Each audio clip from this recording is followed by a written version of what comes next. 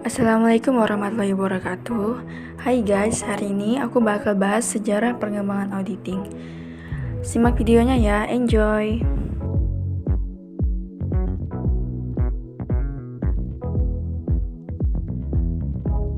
Terdapat bukti bahwa auditing sudah ada sejak zaman dahulu kala.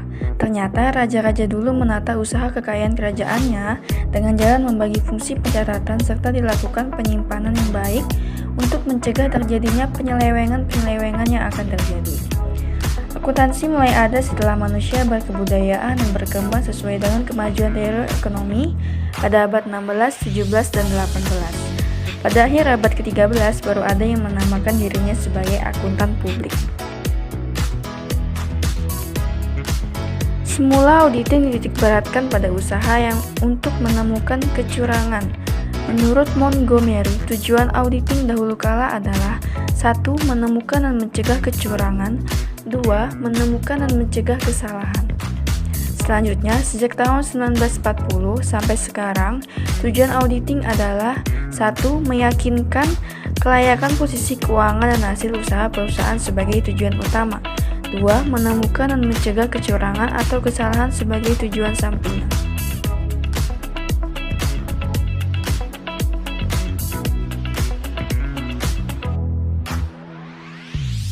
Definisi audit yang sangat terkenal adalah definisi yang berasal dari ASOBAC atau A Statement of Basic Auditing Concepts yang mendefinisikan audit sebagai suatu proses sistematik untuk menghimpun dan mengevaluasi bukti-bukti secara objektif mengenai aksi-aksi tentang berbagai tindakan dan kejadian ekonomi untuk menentukan tingkat kesesuaian antara asersi-asersi tersebut dengan kriteria yang telah ditentukan dan menyampaikan hasilnya kepada para pemakai yang berkepentingan.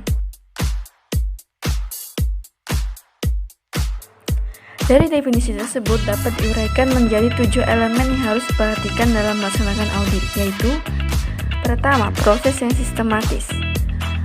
Auditing merupakan rangkaian proses dan prosedur yang bersifat logis. 2. Menghimpun dan mengevaluasi bukti secara objektif. Hal ini berarti bahwa proses sistematik yang dilakukan tersebut merupakan proses untuk menghimpun bukti-bukti yang mendasari asersi-asersi yang dibuat individu maupun entitas. 3. Asersi-asersi tentang berbagai tindakan dan kejadian ekonomi. Asersi merupakan suatu pernyataan atau merupakan suatu rangkaian pernyataan secara keseluruhan oleh pihak yang bertanggung jawab atas pernyataan tersebut. 4. Menentukan tingkat kesesuaian. Hal ini berarti penghimpunan dan pengevaluasian bukti-bukti dimaksudkan untuk dekat tidaknya atau sesuai tidaknya asersi-asersi tersebut dengan kriteria yang telah ditetapkan. 5. Kriteria yang ditentukan merupakan standar-standar pengukur untuk mempertimbangkan asersi-asersi atau representase. 6. Menyampaikan hasil-hasilnya, yaitu berarti hasil-hasil audit dikomunikasikan melalui laporan tertulis yang mengindikasikan tingkat kesesuaian antara asersi dan kriteria yang telah ditentukan. 7. Para pemakai yang berkepentingan merupakan para pengambil keputusan yang menggunakan dan mengandalkan temuan-temuan yang diinformasikan melalui laporan audit dan laporan lainnya.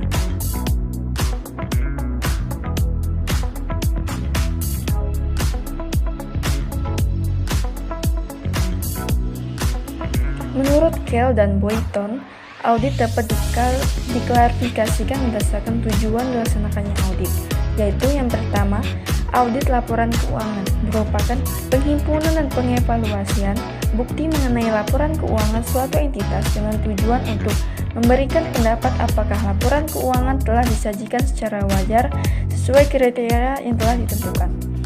2. Audit kepatuhan. Audit kepatuhan mencakup penghimpunan dan pengevaluasian bukti dengan tujuan untuk menentukan apakah kegiatan finansial maupun operasi tertentu dari suatu entitas sesuai dengan kondisi-kondisi, aturan-aturan, dan regulasi yang telah ditentukan. 3. Audit operasional meliputi penghimpunan dan pengevaluasian bukti mengenai kegiatan operasional organisasi dalam hubungannya dengan tujuan pencapaian efisiensi, efektivitas maupun penghematan operasional. Bila dilihat dari sisi untuk siapa audit dilaksanakan, audit dapat juga diklarifikasikan menjadi: pertama, auditing eksternal merupakan suatu kontrol sosial yang memberikan jasa untuk memenuhi kebutuhan informasi untuk pihak luar perusahaan yang diaudit. 2. Audit internal adalah suatu kontrol organisasi yang mengulur dan mengevaluasi efektivitas organisasi. 3. Audit sektor publik adalah suatu kontrol atas organisasi pemerintah yang memberikan jasanya kepada masyarakat.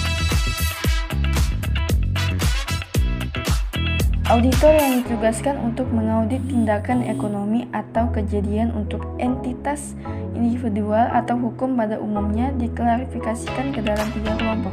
Pertama, auditor internal merupakan karyawan suatu perusahaan tempat mereka melakukan audit.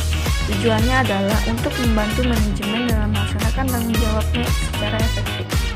Yang kedua, auditor pemerintah adalah auditor yang bekerja di institusi pemerintah yang tugas utamanya adalah melakukan audit atau pertanggungjawaban keuangan dari berbagai unit organisasi dalam pemerintahan.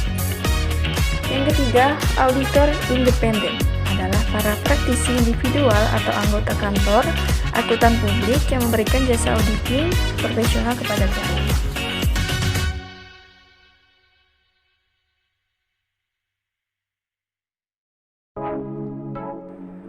Ada 3 syarat minimal agar sesuatu dapat disebut sebagai profesi, yaitu: 1. Diperlakukannya suatu pendidikan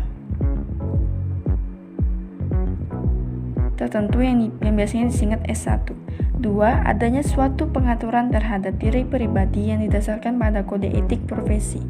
3. Adanya penelaahan dan atau izin dari penguasa atau pemerintah.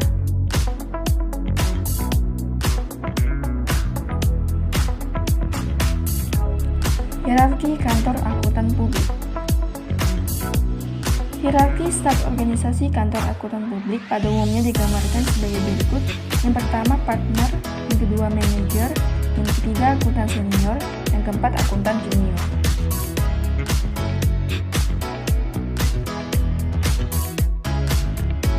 Yang pertama, jasa atestasi.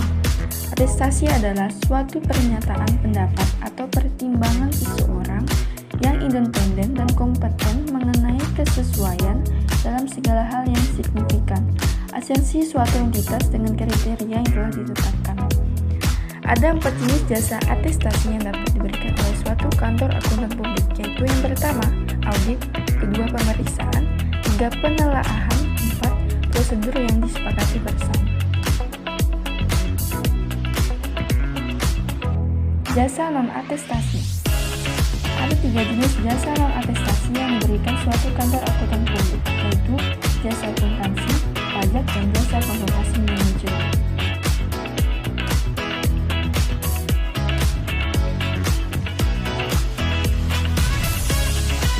Oke, sekian guys. Maaf kalau ada salah ucap-ucap, salah menyebutkan kata-kata. Terima kasih dan sampai jumpa lagi. Wassalamualaikum warahmatullahi wabarakatuh.